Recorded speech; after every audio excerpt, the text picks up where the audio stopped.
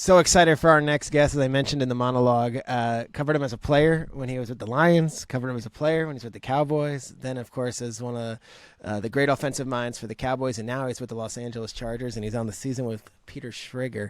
Kellen Moore, welcome to the podcast. Thanks for having me. I'm fired up. So excited to have you, man, and it's kind of a cool part of your career right now. You've left the nest, if you will. You've been in Dallas all these years, and now you're joining the Los Angeles Chargers. The announcement was made in January or so. Tell us what it's been like first 6 months with the Chargers and working with Justin Herbert specifically. Yeah, no, it's been so much fun. I mean, we were fortunate. We were in Dallas for 8 years. It very much became home, and so all our kids pretty much they only knew Dallas, and so we loved it there. Had a ton of fun. 8 years in the NFL. We know how the cycle of this thing sometimes goes, and so we were fortunate. And it worked out great. It was awesome. I was fired up to be able to come down here to the Chargers to work with Brandon. We kind of connected. Last year we did a joint practice with the Dallas Cowboys and the LA Chargers. And so that was kind of the initial connection there. And so we connected, stayed in contact like so many people do in this profession. And, it happened fast, but it worked out great. And so we were fired up to get down here. It was a fun change of scenery. And it's been just a ton of fun just kind of building this thing from the ground up with everyone, just kind of collaborating, starting with Justin and the rest of the staff. And so it's been a ton of fun. It was fun. I was at the Combine in Indianapolis, and you walked by, and I recognized your face, of course, and I knew it was you. But you had all Chargers stuff on. I'm like, oh, that's different. Okay, I guess this is it. And it probably feels different for him, too. Yeah. Is there a big adjustment period? I know coaches jump place to place, but for someone like you who is with the Cowboys for the end of your NFL playing career and then, of course, all your coaching career so far, does it feel like it's a new beginning, or does it feel like, hey, this is the gig and just put me wherever I have to be? It definitely feels new, which is exciting. When I was in Dallas, I was fortunate. I was around, Jason was the head coach at the time, and I was fortunate to kind of be able to transition into the coaching side because of him and Scott Linehan and those guys who were down there at the time, and then to stay through the transition to Mike. And so there's always kind of been an established situation there, and so it was kind of a smoother transition. And so this one's been really exciting just because it's really Brandon certainly has runs the defense, and this is kind of a clean slate on offense, and so it's been a lot of fun just building it, taking pieces that were already in place here, things that Justin's done such a good job with that we want to definitely keep incorporating and don't lose sight on any of those things. Bring some Dallas stuff, and then the third part was just, hey, let's go explore together and let's have fun building this thing. It's fun because I had Nathaniel Hackett on last week, and it's not a similar situation because he's been with Rodgers, and the only thing that I said was, okay, now Salah's the defensive head coach, and you've kind of have the green light. And for years, he was with Marone, and then he was, of course, with LaFleur, who were offensive coaches. You're similarly in that kind of boat, which you just referenced, that Staley's a defensive mastermind. He's also a great head coach, but he's not going to be calling plays over your head, or he's not going to have input on this stuff. This is maybe your first opportunity where you're the guy to call the plays and run the offense without an offensive head coach above you on the org chart. It is a different dynamic. It is fun just from the standpoint of us just building it however we want. It is fun to kind of do those recap meetings. Brandon and I tend to gravitate to each other towards the end of the day just to recap. Okay, what happened on each side of the ball? What did we meet about? And those are always really fun conversations. A lot of the offensive coaches sometimes roll their eyes as I'm going into Brandon's office because they're like, he might be in there for 15 minutes, he might be in there for 2 hours. We really don't know. And Brandon and I just kind of start recapping, and all of a sudden, the coolest part of it, I think, is you get that perspective of a defensive head coach, and so when you're talking to him and sharing kind of your plan or vision, he can spin it from the other side of, just kind of, okay, if we're on the defense side, this is how I'd see it. This is something that you may want to consider. And so all those conversations have been just so much fun. We have Good Morning Football during the year, and we do the show 5 days a week, and it's 3 hours, and we're always on in the morning, and it's always talking about the young quarterbacks. And it's like Mahomes, Burrow, Allen, and I'm always chiming in Herbert, and it's like until he has that big playoff success, or maybe until he has that huge prime, he might not be considered the same way those guys are. But you've had a chance to watch this young man for a couple months now. What does he bring to the table? Because I think there are some throws that he throws that I don't know if anyone else in the NFL can even attempt. Yeah, oh, no doubt. Justin's been phenomenal. I think, the person, awesome person, one of the simplest people I've ever met. Explain that, because I kind of know, but I don't see it day to day. I just see one of the simpler people in the world for his situation and the potential out there for him as a person off the field. Very simple person. I mean, came in when I got here. I mean, he just basically did rehab. He'd come in for a couple hours, do rehab. You run into him. He'd head out. Maybe he'd go up to Eugene and be back in the hometown. And other than that, he didn't explore a whole lot. And so he's been awesome to work with. He's been a ton of fun just collaborating on this thing. When you step on the field, certainly you see the physical ability. I laugh because as a coach, you teach this is the install, this is the progression. Here's some alerts. If you get these certain looks, and then he just goes out there and rips a throw, and you just kind of look at the back of QBs and say, "Hey, first of all, don't try that. Second of all, I would have never considered throwing that, but maybe we should start considering that." So it's pretty awesome. Yeah, and I guess with your offense, with him, like you guys put up such huge numbers in Dallas for years, and there was a vertical game, and there's a downfield game, and if you read the Chargers blogs or you listen to the Chargers podcast, the assumption is like, all right, it's going to be bombs away, Air Coryell style here with Kellen and Justin. Just a sneak peek a little bit, like what do you hope to unleash in this offense out of this quarterback who obviously has that cannon arm and the smarts to know when to use it and when not to? Yeah, I think certainly everyone wants us to throw it deep every play, so we'll see if that works. We'll test it out. But I think what it allows us to do is Justin's such a smart decision maker. It allows you to really call it in an aggressive manner, and he does such a great job. We always say aggressively take what they give us. Like if they give us these shots, they give us something vertical. We got these skill players that we feel really really good about. Just take them. Just go for it. And if not, take the completion, take the check down. Austin's going to catch a check down and get you another first down. And then we'll call another one. And so I think the mentality of that has been the way we've been kind of training it this entire offseason. And certainly I think we got the guys to be able to execute those things. Yeah, I can hear the excitement in your voice. You mentioned him being just a simple dude. Like I remember during the pre-draft buildup, he goes on, he wins Rose Bowl MVP, wins Senior Bowl MVP, shows up and like blows everyone away at the combine, competes at the combine, and the talk was like literally, it was real. Is he vocal enough? And I talked to Staley, and he's like vocal enough. Like he's the leader, he's the alpha in our building, and that when you're a starter and you're a Heisman guy and all this stuff that like you're talking about, it's hard not to be a leader in the building, and this guy is that leader. It's just maybe we don't see it on commercials or on Instagram every day. Would you agree that's kind of the case? 100%. I think like anyone, you grow into leadership. It gets bigger and bigger, better and better, however you want to view it, each and every year. I mean, this is his fourth year. And based off everything I've seen and experienced with and around him, this year he's been phenomenal. He's had presence. He's been very open and willing to stand up in front of the entire room on offense, share his perspective, give feedback to players. When he steps on the field, there's no real questioning who's the alpha, who's the leader of this thing. He takes command, takes charge, and it's been really fun to see. They played the Raiders on a Thursday night 2 years ago, and it was the first time Aikman and Buck were doing a Chargers game with Herbert, and he made a pass across his body, and Aikman just is like, oh my God, like, he just like lost it. And I'm like, that's what he has the capability of. And then you add in this, what I would call just what seems like a professional football team, but also potentially an NBA starting five at receiver with the height that you guys have. It's a really cool mix. And then you add in Quentin Johnson, who's a big dude. You got to be excited to have all these tools and these weapons here with this offense. Yeah, ton of versatility on the offense, which I think we're really, really excited about, being able to use guys in different positions, align them in different ways, and utilize all that. Certainly, we like to say, like, we got so much height on this team. We're going to be throwing in a different jet stream, like these guys, we got Q and Keenan and Mike and Gerald and, sneak Austin in there from the backfield. Yeah. And, all these other guys that are our depth guys. And so it's going to be a lot of fun. And then a great offensive line. We know that Slater goes down, and then this kid Sellier shows up last year. And then obviously with the rookie Zion, like their offensive line was awesome last year despite major injuries.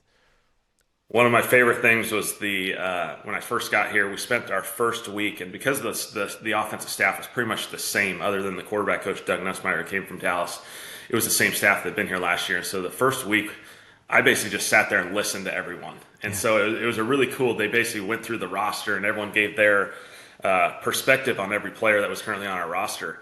When we got to the offensive line, it was so much fun to hear the journey that all these guys took. That's and cool. To see these Jamari pop in there and just What was he, a sixth round pick and played left tackle in the NFL pick, later? yeah. A rookie? Like, that's incredible. Yeah. And just like from the first snap, just like, okay, I'll take over this left tackle spot. That's nothing big for me. I played at Georgia. I played 4 years at Georgia. Nothing's that big to me. But it's a really cool group. It's a really young group that's developing and kind of coming together. And then you got Corey in the middle kind of as that veteran anchor center. And so I think it's like this perfect blend for those guys. I love it. Your story is so cool. Take us back to Prosser, Washington, what that town is, how many people, and how in the world you made it out of there to be, an NFL offensive coordinator and obviously soon to be a head coach. Yeah, so we were just there this past week. What's it like? We always make our rounds through Prosser, Washington. If anyone knows that, you shouldn't. You shouldn't know where that is. But it's a town of 6,000 people, southeastern Washington. It's not the rainy Seattle. It's the desert on the east side. No one knows that. Half the people in the world don't know there's a desert. I did not know there was a desert part of Washington. This is an admission. All right. It's all agriculture and all that good stuff. But small little town. My dad was our high school coach, so he was the head football coach for really forever until we got to college.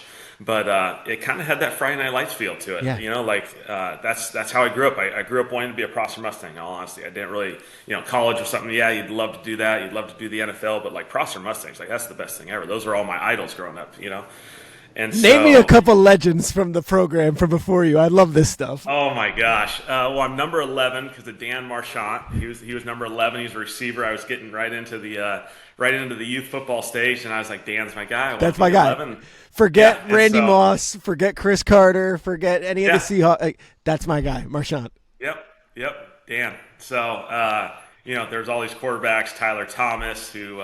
There weren't a ton of guys who ever went to Division I. There was only a couple of us. Tyler Thomas ended up going to Oregon State. He was a quarterback. Man, I can go on and on. I can give you every single. But I love that. This is a town that I've read up on it. 2 stoplights, right? 2 traffic lights. Oh yeah. We upgrade. We got 3 now. 3. I was there this past week. Yeah, are we talking 3. Like an Outback, an Applebee's? Is that even there, or is it like the general store? No. Okay. No. McDonald's, KFC, Taco Bell. It's a hybrid, which is unique. Yeah. Starbucks. Okay. The Bucks made it there, right from Seattle. Yeah, came Starbucks. down. Yeah, you got to have a Starbucks. It's kind of on your way from one place to the other. They snuck a Starbucks in there. But other than that, a couple local restaurants, and that's about it. And I know you would go to these Boise State youth football camps, right? Is that part of your childhood? And I guess your father would bring you to the blue field. Like, where did that Boise State thing come from? Yeah, so when I was really young, my dad, so he was obviously our head football coach. They would go to like a team football camp. So they'd bring the entire high school team to these camps, and they spend a week there. And early, it was always at Boise. So they'd always go there. So we always kind of had this, fondness of Boise. I remembered it as a child. And so as a high school coach's kid, you kind of, what your spring breaks are and what your summers are is pretty much hopping around to colleges. Yeah. Spring break was usually, going to some college practices and just kind of, rolling with all these high school coaches that your dad is around. And so that was my childhood. That was very much normalized football for me. And, that's what I did. When you got recruited to Boise State, is this, because I don't have the timeline in front of me. So everyone remembers the Fiesta Bowl. It's Adrian Peterson in Oklahoma and Jared Zabransky and Ian Johnson in Boise. Knock them off. Yep. Were you on that team? Were you being recruited to be on that team? I know you came after Zabransky, so I'm not sure if you were like a red shirt or you were backup or what. No, so I'm a senior in high school. I'm at the game. I'm down in that end zone. Yep, I went to the game. I was already committed to Boise, so I was all wrapped up and ready to go. And I was at the game. It was awesome. Saw the proposal at the end? That was in the end zone you were in, or no? Yep, I was right down that end zone. Yep, so. You get there, and then Boise becomes one of the preeminent programs in the country. You guys would roll off the wins. For the listeners, you are the all-time leader in wins as a quarterback, which is an amazing feat. And it comes up anytime a young quarterback like Desmond Ridder came out. I think he's 3rd maybe, and it was mentioned literally every time Ridder had anything going on. Every time he plays for the Falcons. Your experience in Boise, Idaho, and playing for that team. What would you say your biggest takeaway was from that whole entire 4-year span? Yeah, it was just this utopia of a culture. Chris Peterson's the absolute best.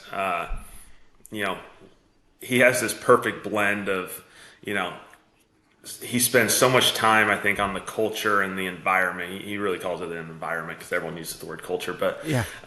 just building this environment that allows everyone to kind of blossom. And so I always remember two things there. One being, how much time he spent on, building the program, building the right kind of people.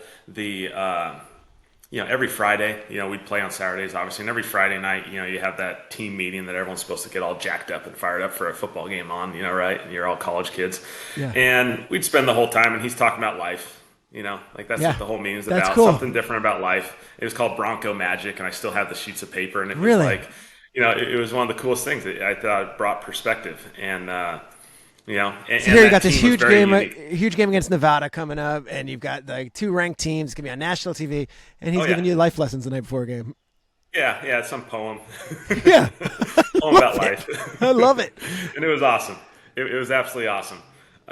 It was also a unique team because, as most people probably know, Boise, Idaho doesn't exactly have 20 Division I players rolling around, the state, and so it was this super diverse team. I mean, we had people from all across the country, all across the world. We had guys from Netherlands, Canada, Florida, New Jersey, California. I was kind of part of the little small Northwest crew. And so you had this huge diversity of this team. And so it's a really cool melting pot of just bringing all these guys together. And I think that's one of the things that I always we were talking about as a team, as an offense, right before we broke, about how this football thing brings us to people we never connect with in any other way. And that's one of the coolest things, even with the Chargers right now, like the guys that you get to meet, it's like, I would have never met this person if I wasn't a part of this cool NFL journey or college football journey, whatever it may be. And so that's what's really fun. It's awesome. I always say that, there's all these issues in the country and there's divide and division, and it's fine. It exists. It's going to exist always. You kind of go in that locker room and you see that there's almost like a glimmer of hope. Like, all right, if that guy can gel with that guy and they could put it all together despite their difference in backgrounds, maybe there's a chance, and I don't know if that's too pie in the sky, but I think that's what you're getting at. No, we certainly feel that way. All right. Left-handed quarterback, obviously at Boise. Was that held against you think, as you entered the NFL draft, as that thing kind of faded away? I think at one point, in the last couple years before Tua, there were no left-handed quarterbacks. It reminds me of like a question, it's like a ridiculous question. Like, so, what's it like being a left-handed quarterback? Well, I've always been a left-handed quarterback, obviously. But there were, Steve Young, Michael Vick, all those guys probably when we were growing up, and then it kind of faded away. Yeah. No, it's definitely, I think a lot of people got smarter. They went to baseball, you're a lefty, all that sort of stuff. You should probably go play that sport instead. But, no, it's certainly something that I think is a unique dynamic. To be honest, I think there was some feedback going into the NFL that, like, hey, if our starter's not a lefty, like, we really don't want to have a lefty behind him, Yeah. And now the game was a lot more under center. The game's become a lot more of a shotgun game, and so it's I think there's more flexibility and it's an easier transition. But when I got in the league, I think there were 6 or 7 lefties. Let's go through them because it was probably you, and then I'm thinking like Tyler Thigpen, right, or Palco. Which one of those? One of those guys was lefty. Yep, Palco. Canfield from Oregon State. Sean Canfield, is that his name, right? Yeah. Yeah, Sean Canfield, Michael Vick, Tim Tebow, Matt Leinart. Who else was in there? Chris Sims, or was that? No, I think he had just been gotten done because I'm 2012. Okay. Was he lefty? Yeah, He might have. Pat White might have been. Pat I don't know if White he was a playing quarterback lefty. anymore, Okay. but Pat actually coaches with us, so we Does got he? a couple lefties on the staff. Yeah, That's so cool. We're fired up. We got to keep the lefties together. But there's 1 or 2 more. But at one point, it was a little bit more normal. And lo and behold, we went through a point where I think there was a couple years, 2 or 3 years, where we had no lefties. None. And finally, Tua came and saved the day. So hopefully we get a couple more. The way the world moves, whatever. So the Dolphins' job becomes open after they let go of Brian Flores. You interview for that job. Do you come in with like a PowerPoint deck saying like, I am the lefty quarterback guy? Like, what are we doing here? I know the job eventually goes to Mike McDaniel, and it's all going to work out for everyone. But you got to think that was your pitch, right? Yeah. I'm a lefty. He's a lefty. I'm the one guy who can teach him. This is it. I can feel him. This is it. It is interesting though that like you said the baseball stuff, and we talk about specialization in sports, and now youths are told like you pick this one sport. I've heard you speak on it before. You don't believe in that, right? Play all sports. Yeah, I'm wired. I'm a small town kid. We played every sport. We grew up together as the same pack of kids. we went from football to basketball to baseball at one point. I eventually kind of, didn't do baseball, but I stuck with football and basketball all the way to the end. And so I think it's huge. I think it's so important. I think there's too many examples across our league, across other leagues, of guys who played a lot of different things, and all those skills kind of translate to something in the end. It works out. One of my favorite men in the NFL, and I know a mentor of yours, is Jim Caldwell. When you were in Detroit, you obviously were under his guys, and he speaks with such a reverence. Like, what, I don't even know how to say it. When Jim talks, like, everyone listens, and he doesn't speak often. He's not yelling. He's not.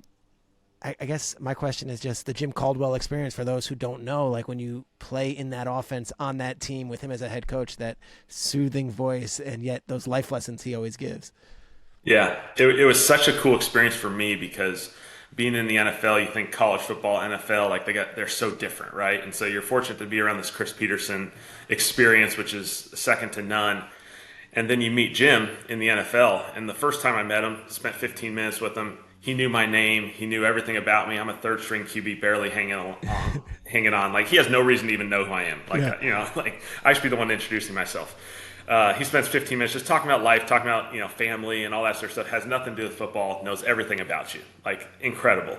And then you get to the point of him just being the leader and the coach. I thought it was really cool for me because at that point I really felt confident that, like, I want to get into coaching. That's kind of already you knew at that point. Yeah, I think college was kind of confirmation, but then when you're in the NFL, it's like, okay, that's a different experience than college football. And can you really do it in a certain way? Or does everyone just, college and NFL, they're just different beasts and you can't do it that way. His presence and his ability to kind of, in a more mild manner, have such command and presence in an NFL locker room, on an NFL field. It was really awesome for me to see that because, I felt like I was a little bit more maybe that personality trait, as far as more of a mild, like I'm not a, yeller, screamer all the time, but like Jim just had that perfect balance of, like, he picked and choose his words really wisely, and when he talked, everyone listened, and it was incredible to be a part of. Was there one piece of advice that you've held on to, or one line or one statement or one quote that you kind of brought with you along the way? I hate to put you on the spot. That's a great question. There's so many, Orlowski. And so, when I was there as Matthew, Dan, and myself, and I just remember these team meetings, and I just remember all the information. I couldn't keep up. I'm sitting there trying to write all these notes of all these, he always called it the charge in the season. And every Wednesday he'd have some sort of piece, and it would be something. I'm just sitting there trying to write these notes as quick as possible. And I'm looking over at Dan, what did you get? What did you catch? I'm trying to piece this whole thing together because I want all this information. But he had a really cool piece. He had a high cost for low living. It was a piece that he utilized. I'm sure a lot of people have heard about it. Just as far as the off the field stuff that players, have to be aware of in the NFL, that there's a high cost for low living, and the things that we do off the field that create headlines and can have huge impacts on your career. There's a high cost for those. And so he tried to educate everyone in the way that Jim does, which is incredible, just educating those guys on some things. Some things are just, you got to make smart decisions. We understand right and wrong. There's others that are, hey, these are tricky situations. Social media has some really tricky things. And so he tried to educate guys on that. And I thought it was incredible. Great. Your favorite Matthew Stafford throw while you were in Detroit? Is there a game, a moment where you can go back and say you're standing on the sidelines, either you're dressed or you're not, and you're just like, holy moly, what was that? Because I was as I often say when I interview coach, it's like I was a sideline reporter, and I was not on the A crew, so I got a lot of Lions games under my belt. I was very there's a lot of, hey, what's up to Sam Martin going on the sidelines there. So is there a Stafford throw that sticks out? There's one that I'll never forget that McVay and I still are giddy over, that when they played Washington, and you guys were Detroit, obviously, he threw one in a game winner to Anquan Bolden that was just insane. That, how does he pull it out? But you saw it every game. So is there a Stafford throw? Because we have the NFL Films archives. We can pull it up and you can narrate through. Is there something that comes to mind of just how amazing that arm talent is? There are a lot, and I'll give you two. Okay. The first one is against the Bengals. I think this is 2013, I'm going to guess. So it was a half roll. It's like a sprint out to the right as we're rolling out, and we're just going to run a double move to Calvin Johnson, and he's going to run a little corner post, and we're going to kind of try and roll out to the right and then throw back to the left. And first of all, the throw is tremendous, right? He just flicks this thing. He's rolling out to his right, and he's throwing it to his left, and he's just flicking this thing 50, 60 yards. And as you're looking down the field, you're like, that guy doesn't really look open. I'm on the sideline. I'm just the backup kind of hanging out. Doesn't really look open. There's about 3 or 4 Bengals jerseys down there, George Iloka, a Boise State Bronco, being There one you of them go. down there. And he just throws this sucker, throws up in the air, and you just see Calvin just run right through all these people, go up, leap, grab this ball. I remember talking to George after the game. He's like, I don't know what. Like, we can't stop this guy. And it was a moment of like, sometimes like, you know what? It's players, not plays. Like that's that, it. that was a Those two really guys good are moment. superhuman in what they do, and it's fun to watch. Yeah. What was Yeah, the other yeah, one? no doubt. And then the second one I would think of is we played in London in 2014. Golden Tate's on the outside, and we just ran like 3 verts. It's like third and forever, and he rips a ball down the sideline. He kind of drops back, gets a little bit of depth. He steps up in the pocket, and he just rips this ball down the right sideline to Golden. I mean, it's got to be 50 yards. Frozen rope. I don't think the ball's more than 10, 12 feet off the ground the entire time. Just rips it right between these cover 2 safety and corner. I don't think anyone even considered he'd actually throw that in that situation, and he just rips this thing right in the end zone. It was incredible. Yeah. All right. So then you finish your time with Detroit. You go to Dallas. Scott Linehan was there, and I imagine that's one of the Yep. reasons why it was a natural thing. I don't have I don't have it in front of me. I know that Romo was there, obviously, and then the year Romo got hurt and Dak goes in, you were hurt also that summer, if I'm not mistaken. So it's like this like sliding doors moment where like, who knows if you had your opportunity. Do you ever lose sleep on that and say, hey, the starter goes down, but I too, the backup was injured. So then Dak Prescott gets a chance to showcase his skills. How did you cope with that as a player at the time? I don't lose sleep now because I think everything happens for a reason, and it kind of led me to this coaching thing, which I'll get to. But at the time, yeah, so 2015, I played a couple games at the end. We were kind of, we struggled that year. A lot of us ended up playing quarterback, Matt Castle, Whedon, Tony, myself. It was just a rough year for the Cowboys. And so coming back, it was Tony, myself, and then we ended up drafting Dak in the 4th round. And I was still getting a lot of reps as kind of the number 2 at the time. I have a freak deal at training camp out in Oxnard the 4th day. An offense lineman kind of gets pushed back and falls back on my leg. I break my ankle. And then so I went back to Dallas, got surgery, kind of sitting there on the couch. And I just remember you're watching because Tony was kind of dealing with some maintenance stuff at that point already with the back. And so Dak was taking a ton of reps in practice. He's basically taking 1s, 2s, and 3s, just going. And they played that first game against the Rams in preseason. It's the first game in the LA Coliseum. And he just goes out there and just is dealing. And it There's is 2 incredible. amazing touchdown passes, if I remember. Yeah. And then I think, they come back, they play in Dallas, and the next week is at Seattle. And that's where Tony's back goes out and he gets sacked. Just a kind of a freak deal. And Dak rolls out there and deals again, And certainly in the back of your mind as a competitor, you're kind of like, man, like, there's a chance here, and I kind of missed the boat there, and certainly there's a competitive side of you that kind of is challenged by that. But all things happen for a reason. We figured out that Dak was really, really good. I'm glad we did because he's turned into such a tremendous, he's one of the premier quarterbacks in this league and one of the best guys in this league, and he's phenomenal. I've been fortunate to be around him for such a long time. But it also led me to the coaching side, because that year I was on IR and Scott and Jason were awesome with me. They allowed me to kind of stay in it. I was in the quarterback room trying to be a resource or help in any possible way. Tony was rehabbing. Dak was the starter now. Mark Sanchez being Mark. He got signed like on Tuesday. So there's a lot of moving pieces in this room. And so there's an element of, hey, can you just stay in there so there's at least some commonality there for Scott and for Wade Wilson, who was our quarterback coach at the time. And so it was awesome for me because it let me kind of go on the other side of the thing, be on the coaching side a little bit. I did some projects for them and just kind of helped in any possible way. But I think it also gave Jason and Scott a chance to kind of see me from that perspective, which lo and behold allowed me to transition right from player to coach 2 years later. And so I think without that moment, I don't think I'm doing that. I think most people would say you're crazy to go from player to coach to allow that to happen in the NFL. Can you put that then in like a more concise thing, like just as a lesson? Because I think of that situation. You've played your entire career waiting for your opportunity. Finally, the opportunity arises, and you can't physically go, and yet you found a way to pivot and make the most of the opportunity. I think that's a beautiful lesson for anyone in life. Yeah. I think we work our tail off for certain goals and aspirations, and sometimes life pivots and takes you to the path that maybe leads you down something else. And certainly as a player, you want to play as long as you can. But I always knew I wanted to coach. And so I think the transition that allowed me to go through was tremendous. And sometimes you don't understand it going through it. You don't understand why me, why this situation. It helped us figure out Dak. It helped Dak. It helped myself as my journey went on. Things happen for a reason. I truly believe that. It's beautiful. And now I look at like in Denver, and I'm friendly with Sean Payton. He hired Davis Webb, a 28-year-old, as the quarterbacks coach. Yep. I'm not going to say you broke down those doors, but you certainly laid the blueprint of, hey, it's possible for these guys to go straight from the playing field to the coaching.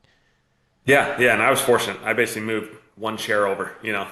Instead of being next to the computer, I was running the computer. Other than that, it was the same room, and so I was really fortunate for that. I think it was a lot of fun.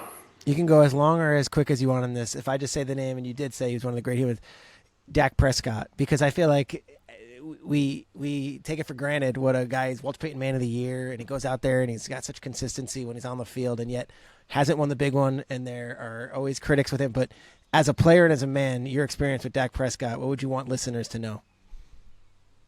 The best person. I think the best leader I've ever been around, easily.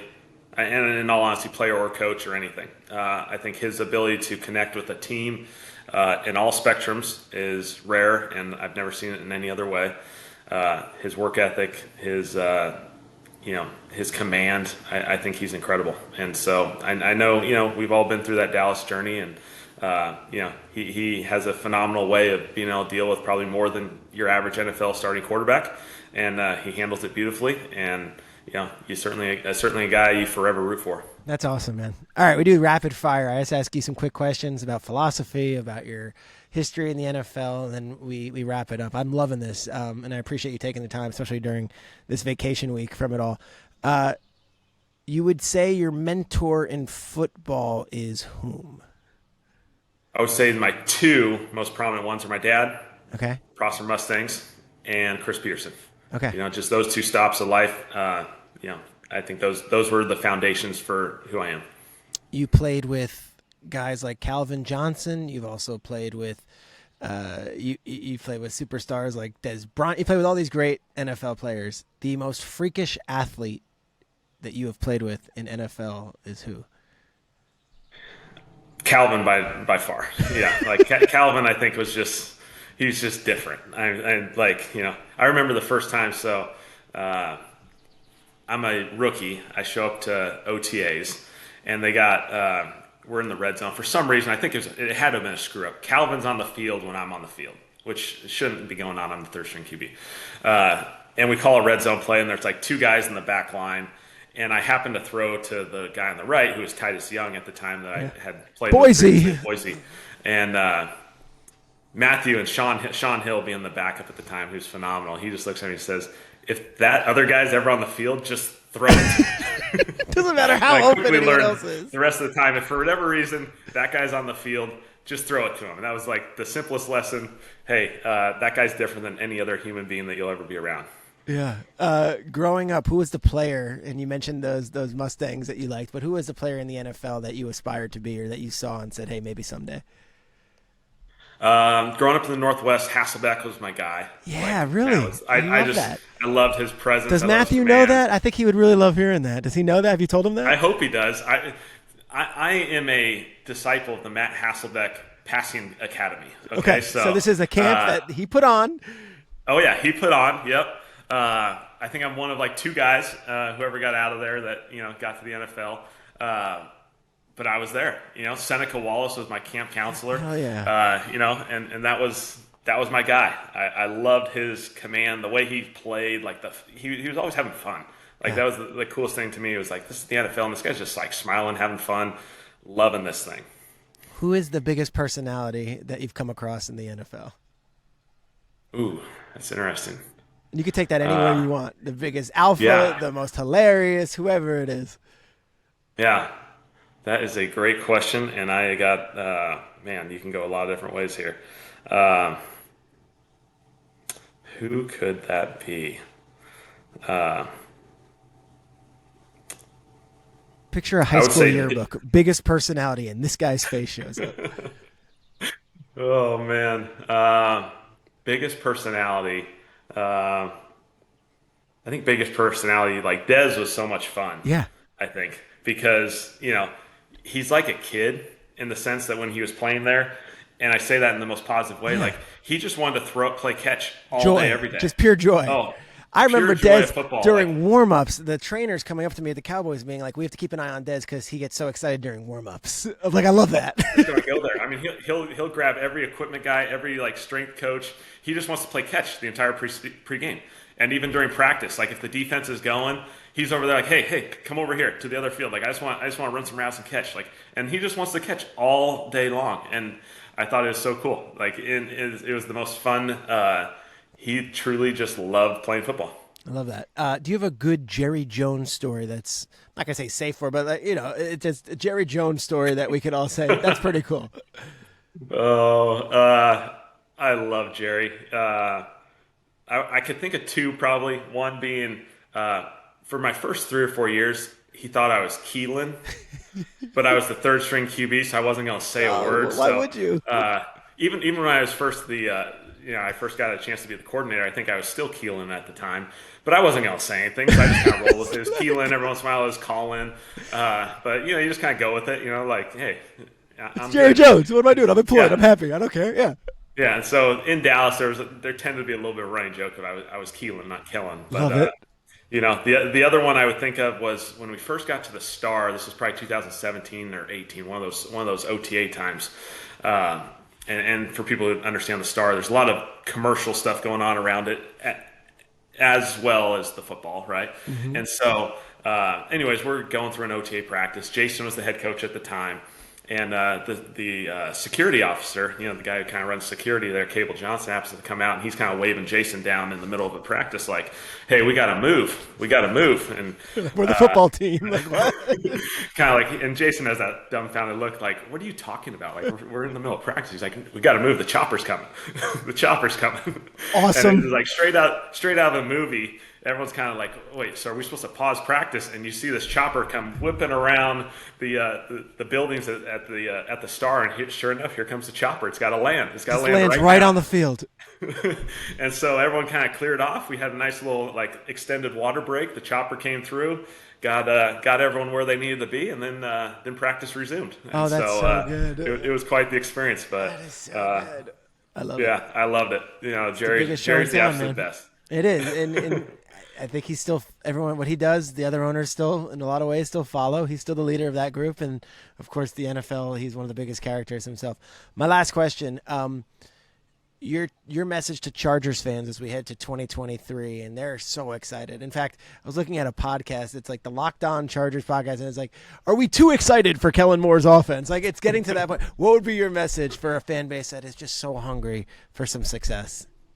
Yeah, I think we're just gonna have fun. We're just gonna go for it. I think that's the biggest thing that we're excited for is we got a group who can do some really good things, and we're excited to build this thing for 2023. And so whatever that offense ends up looking like as we go through training camp, we'll build it however we need to. But we're gonna be aggressive. We're gonna go for it. I said in the monologue that there's an annual party out in the Hamptons in New York, and it's thrown by Michael Rubin, who's the CEO of Fanatics, and the biggest stars in music and the biggest stars in the NBA go. And every year there's a couple NBA guys that make it. Would you say Justin Herbert's probably not going to be at that party? Probably not. Probably not. I think I'll choose Eugene, Oregon. He'll be in Eugene, Oregon, watching fireworks from a far distance away, thinking about football, which is probably a good thing. Kellen Moore, this was awesome. We appreciate you taking the time. You went 40 minutes, went overtime with us, and I can't say how excited I am enough for this Chargers offense with you and Herbert together, but I also know Brandon Staley quite well and think you guys are going to be a great team as far as offensive coordinator / head coach, or offensive coordinator, and then him as the head coach. But I just thank you for coming on the podcast. It was really cool of you to do this. No, appreciate it. Thanks, Peter.